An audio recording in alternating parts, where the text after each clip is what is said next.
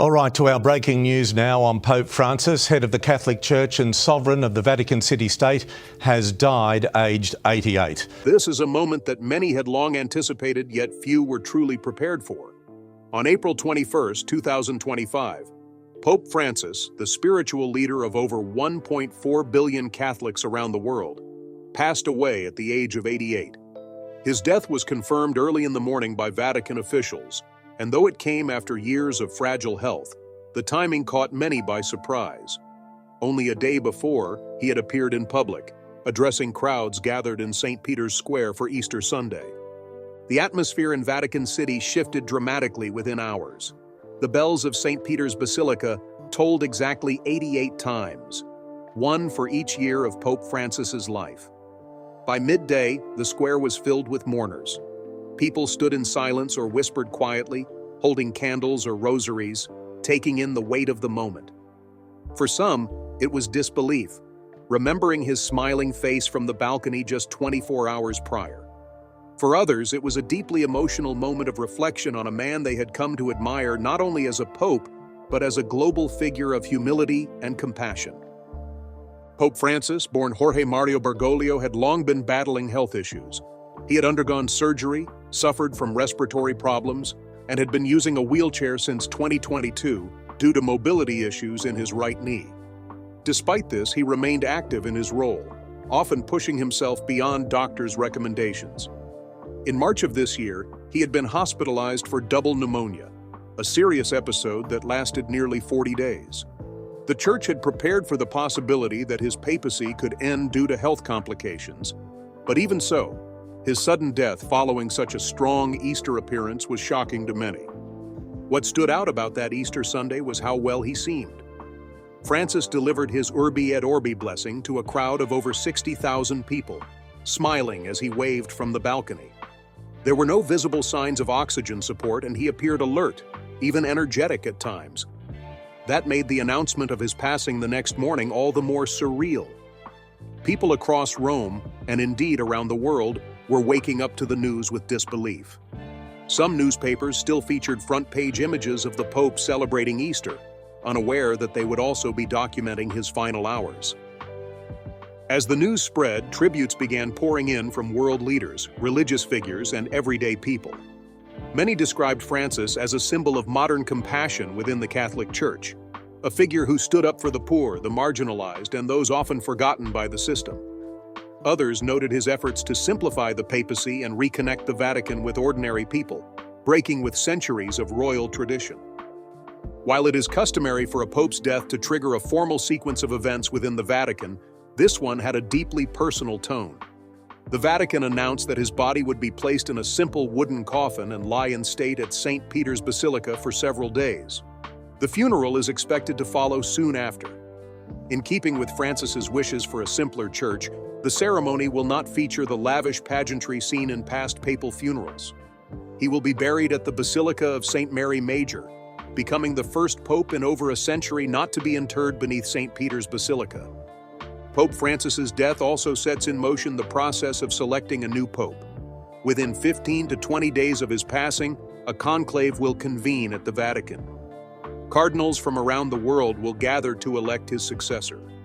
Many of them were appointed by Francis himself, which means the outcome of that conclave could reflect the same values and priorities he championed during his time in office. Despite his age and health, Francis's ability to surprise people never faded. His papacy had always been defined by moments that challenged expectations, choosing not to live in the grand apostolic palace, refusing the traditional red papal robes, and often appearing in public without the typical security barriers. Even in his final days, he stayed true to that same sense of purpose. Just a few weeks before his death, he had made headlines by visiting a prison on Holy Thursday, a tradition he had made his own over the years. Instead of conducting Mass in a cathedral or basilica, he preferred to be among prisoners washing their feet in a direct gesture of humility and solidarity. This commitment to presence and proximity had earned him widespread admiration, not only among Catholics, but among people of various faiths and backgrounds. It was this same spirit that defined his last public appearances. Those closest to him said that he had no interest in fading quietly from public view. A close aide reportedly told Vatican reporters that Francis had said, "I want to die on the battlefield," referring not to literal war, but to the battlefield of human connection, among the people, in service, with purpose. His final hours are understood to have been peaceful. He passed away in the Domus Sanctae Marthae, the simple guest house he had chosen to live in instead of the ornate apostolic residence. Vatican doctors said he suffered a cardiac event in the early morning, and despite efforts to resuscitate him, he was pronounced dead shortly after. The Vatican released a statement shortly after confirming the news, and world media began coverage almost immediately. On Palm Sunday, just a week before his death, Pope Francis addressed a crowd of more than 20,000 in St. Peter's Square. It was one of the largest gatherings seen in the Vatican in recent months. In what would be one of his final messages, he spoke with clarity and warmth, even if briefly.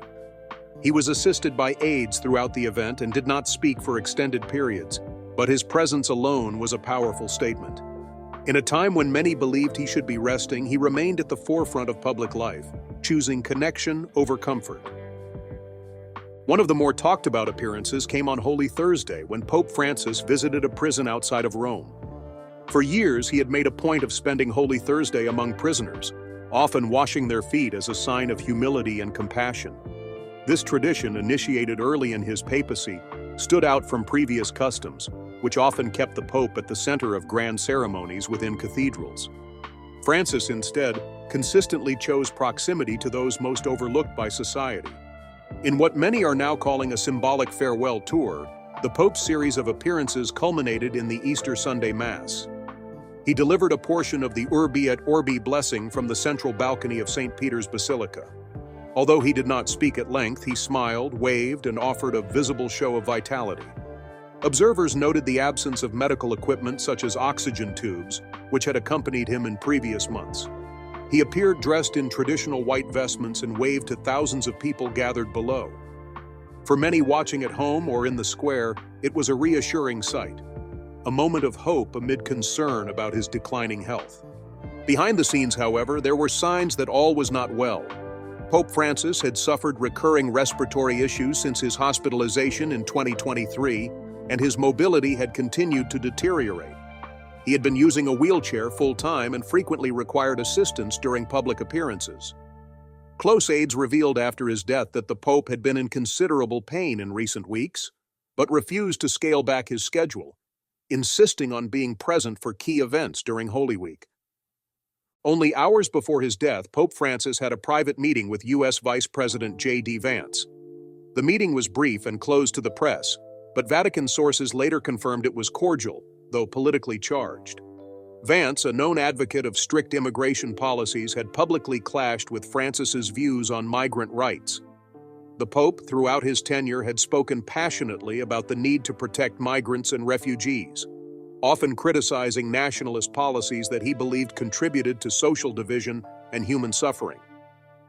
That final meeting with Vice President Vance now stands as one of the last diplomatic gestures of Pope Francis's papacy.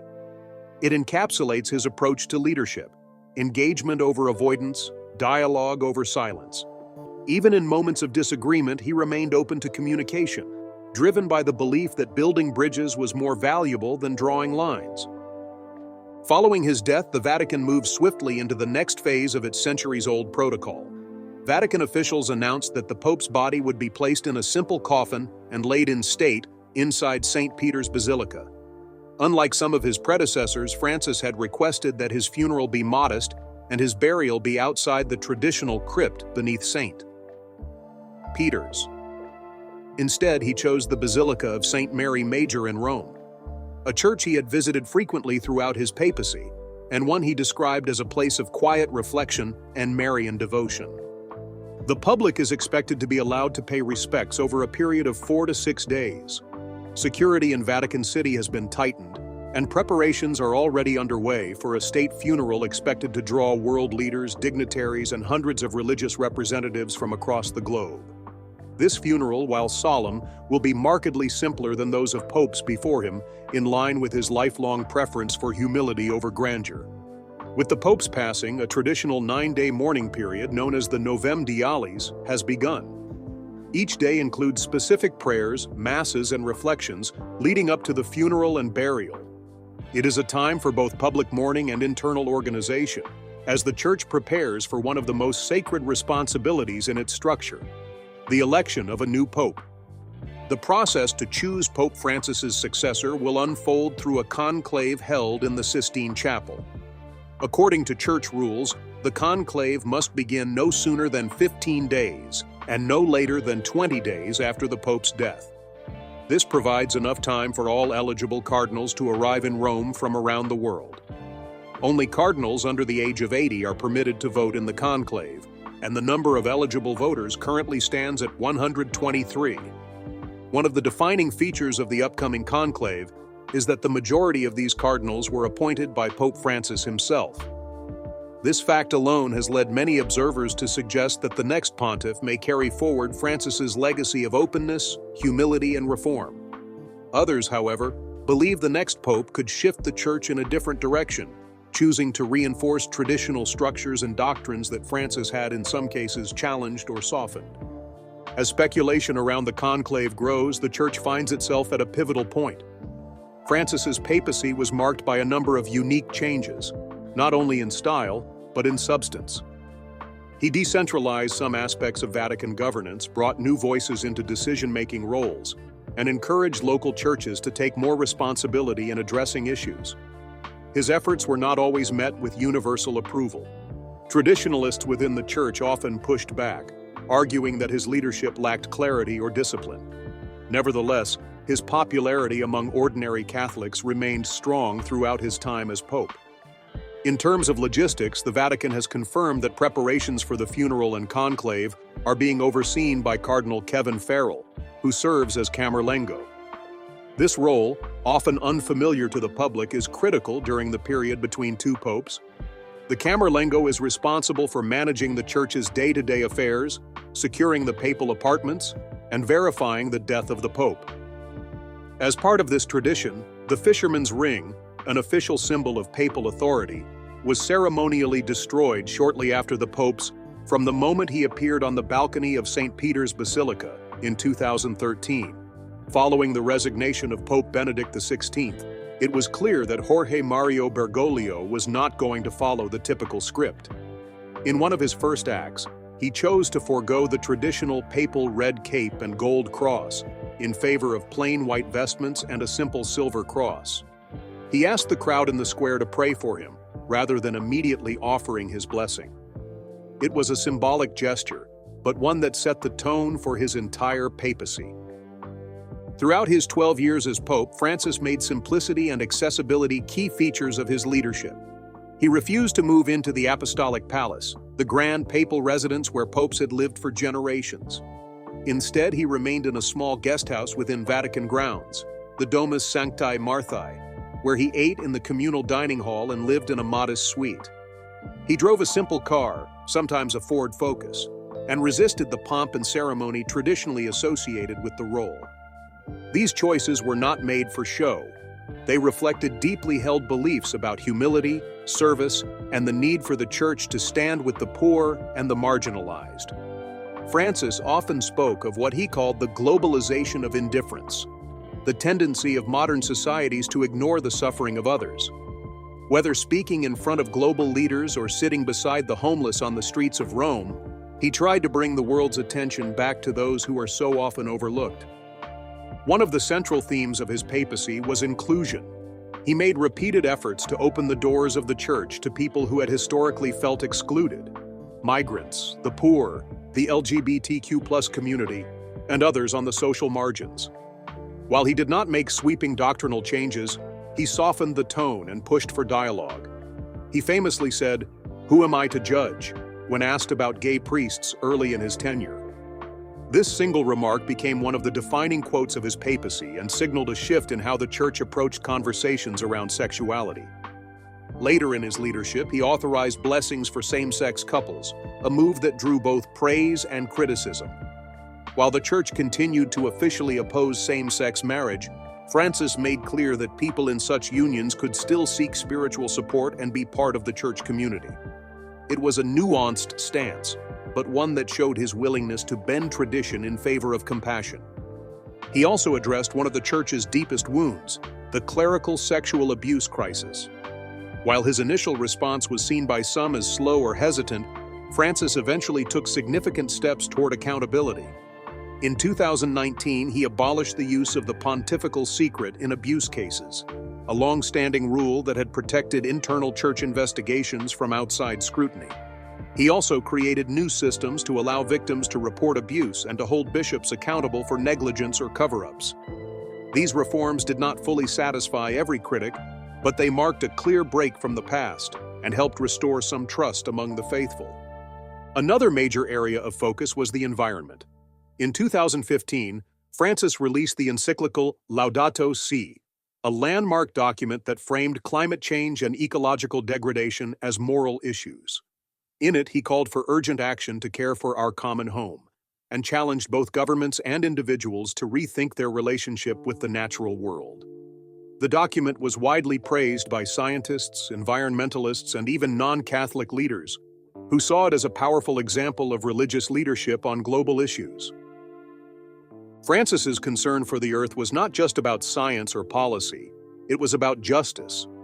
He repeatedly pointed out that environmental crises hit the poorest communities the hardest.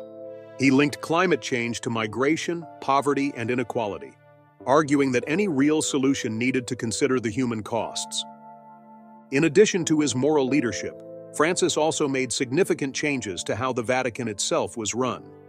He reformed the Roman Curia, the central administrative body of the Church, by cutting through layers of bureaucracy and appointing laypeople, including women, to roles traditionally held by cardinals.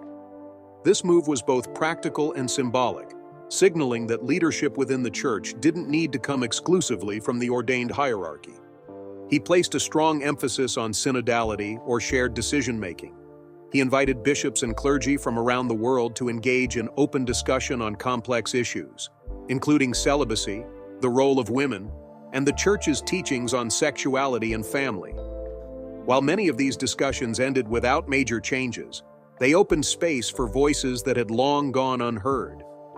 Francis also took the Church into places that had never hosted a pope before.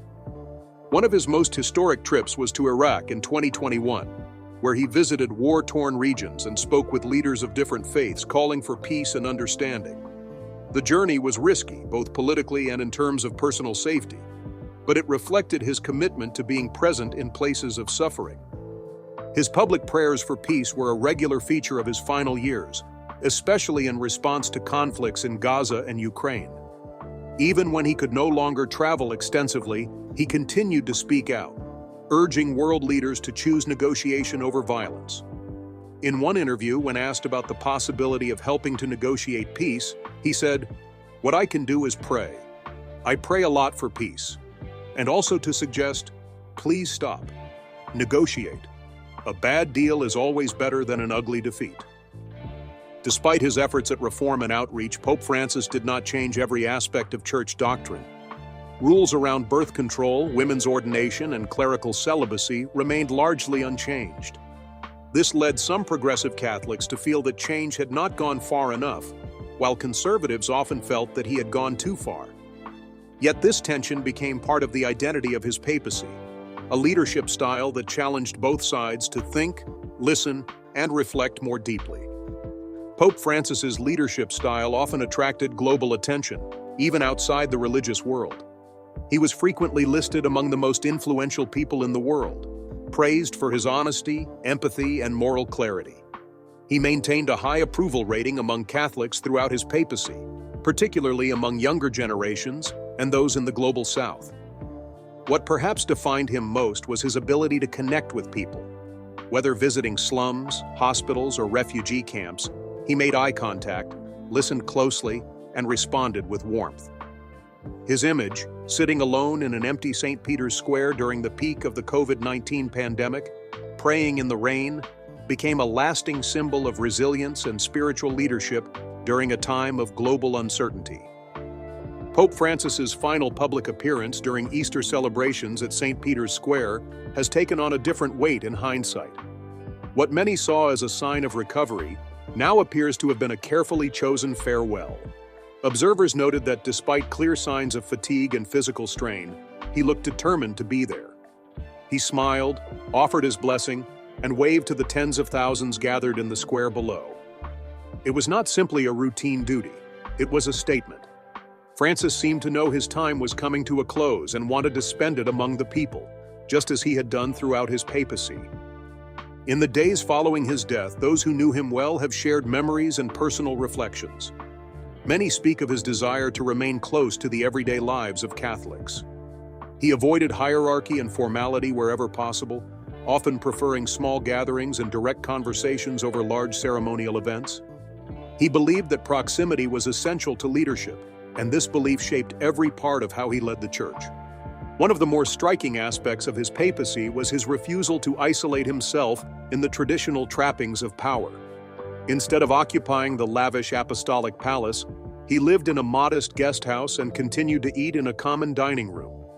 Rather than using the bulletproof Pope mobile at all times, he chose open vehicles whenever security permitted, explaining that he could not greet people from what he called a sardine can, even if it was made of glass. This decision symbolized his larger approach to the papacy, one rooted in accessibility and simplicity. His final decisions mirrored this philosophy. He requested a simple funeral, without the elaborate rituals of previous popes. He asked to be buried at the Basilica of St. Mary Major in Rome, a church he had visited many times and where he often went to pray before and after trips abroad. It was a break from tradition, but consistent with the way he had lived. Many commentators, both within and outside the church, have remarked on the symbolism of his death occurring just after Easter. In Christian tradition, Easter represents renewal, hope, and transformation. For Francis to die during this season adds a poetic layer to his departure, a reminder of the spiritual values he championed. While his passing marks the end of an era, it also begins a period of deep reflection for the global church. One of the most immediate tasks now facing the church is the selection of a new pope. The conclave, the centuries-old process by which cardinals choose the next pontiff, is expected to take place within 2 to 3 weeks of his death. The College of Cardinals, consisting of those under the age of 80, will meet in the Sistine Chapel to cast secret ballots until a new pope is elected. This conclave is particularly interesting because the majority of voting cardinals were appointed by Pope Francis himself. That means his influence will extend beyond his lifetime, at least in shaping the pool of individuals eligible to lead the Church next. Many of these cardinals share his priorities: a focus on social justice, pastoral care, and a willingness to engage with modern issues. At the same time, there is no guarantee that his successor will continue in the exact same direction. The Catholic Church is a global institution with many internal divisions, between progressives and conservatives, between those who want rapid change and those who favor stability and tradition. Pope Francis often tried to bridge these divides, but he also sparked debate and controversy. He was seen as too liberal by some and too cautious by others. This tension may come to the surface during the next conclave, as different visions for the Church's future compete for support. Some believe the next pope will likely be someone who reflects Francis's values, if not his exact approach. Others believe the Church may pivot back toward more traditional leadership, especially if concerns about maintaining doctrinal consistency take precedence. Either way, the next few weeks will be watched closely not only by Catholics, but by political leaders, scholars, and communities around the world. In the meantime, many are still processing the personal impact of Pope Francis's leadership. For many Catholics, particularly those who had felt distant from the Church, his presence brought a sense of welcome. He consistently reached out to those on the margins, whether they were migrants, members of the LGBTQ+ community, or people struggling with poverty and addiction. While the Church's official positions did not shift dramatically under his leadership, the tone did. And that tone, gentler, more inclusive, more open to questioning, left a lasting impression. The world has also been reflecting on Francis's commitment to interfaith dialogue. He met with leaders from Islam, Judaism, Buddhism, and secular communities, urging cooperation and shared understanding. He believed that religion should never be used to justify division or hatred. His visit to Iraq in 2021, where he met with Shiite cleric Ayatollah Ali al-Sistani, was a groundbreaking moment in Catholic-Muslim relations and a powerful message of peace. His focus on global crises also defined his papacy. He spoke out against war, arms trade, and economic injustice. He advocated for climate action, not as a political agenda, but as a moral responsibility. And during the COVID-19 pandemic, when most world leaders addressed their people from behind cameras or podiums, he stood alone in an empty St. Peter's Square and offered prayers for the world. That image, silent, humble, and hopeful, captured the essence of his leadership. As the Church prepares for what comes next, it is clear that Francis's legacy is not easily defined by a list of policies or theological statements. It is found in his gestures, his choices, and the way he consistently challenged the Church to focus more on people than on power. He reminded Catholics of the importance of mercy, of listening, and of walking alongside those in need. His legacy may be best described not as a transformation of doctrine, but as a transformation of tone. He changed the way the papacy felt, less royal, more pastoral, less about rules, more about relationships. Whether or not the next pope chooses to follow the same path, the Francis era has left an unmistakable mark on the Church and on the world. This moment of transition invites both uncertainty and opportunity. The Catholic Church, which has weathered centuries of change, now faces another defining crossroads. The choice of the next pope will shape not just policies but perceptions. It will influence how the Church engages with a changing world and how it continues or adjusts the direction charted by Pope Francis. For now, Catholics around the world mourn the loss of a leader who, through small acts of kindness and bold statements of justice, showed a different face of faith. As the Church gathers in prayer and prepares for the future, one thing is certain: the bridges Pope Francis built will continue to stand, guiding whoever comes next across the divides he worked so hard to heal.